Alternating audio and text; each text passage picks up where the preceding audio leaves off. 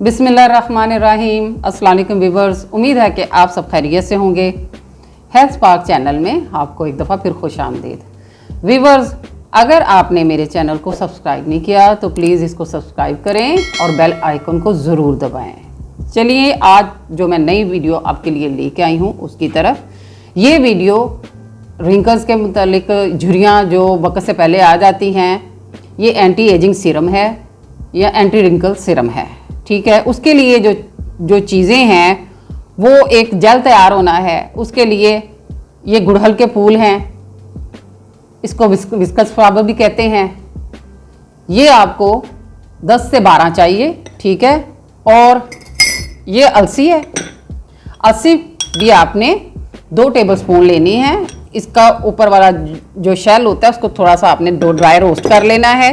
तो उसके बाद फिर इसका आपने 2 टेबलस्पून 1 गिलास पानी डाल के उसको आपने मीडियम आंच पे पकाना है। और पकाने के बाद ये एक जेल तैयार हो जाएगी। ठीक है, जब 10 मिनट आप इसको पका लेंगे तो उसके बाद फिर आपने चूल्हा बंद कर देना है। जैसे ये ठंडा होगा ये बिल्कुल एक जेल की तरह, ये देखें, एक जेल, ये 2 टेबलस्पून अलसी से ये जेल तैयार हुआ है।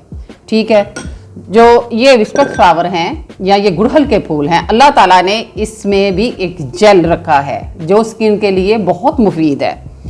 वो मैंने ये आपको ये रेड कलर का जेल नज़र आ रहा होगा। ये जेल जो है ये मैंने ये 12 फूल जो हैं ये गिलास पानी में डाल के उसको पका के, बहुत ज़्यादा हाई हीट पे नहीं पकाना, और इसको पका के मैंने ये जेल तैयार कर लिया है। ठीक है, ये कम से कम आधा कप, 100 ग्राम, अगर 100 ml आपको कहूँ तो दूसरे लफ्ज़ों में ये आधा कप होगा। आधा कप जो है वो आपने ये जो गुड़हल के फूल हैं उसका जो जेल तैयार किया है वो आपने डाल लेना है। ठीक है,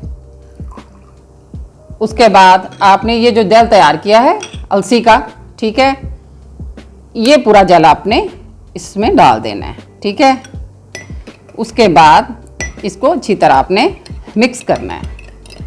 ठीक है, उसके बाद आपने इसमें 1 टेबलस्पून ग्लिसरीन डालनी है।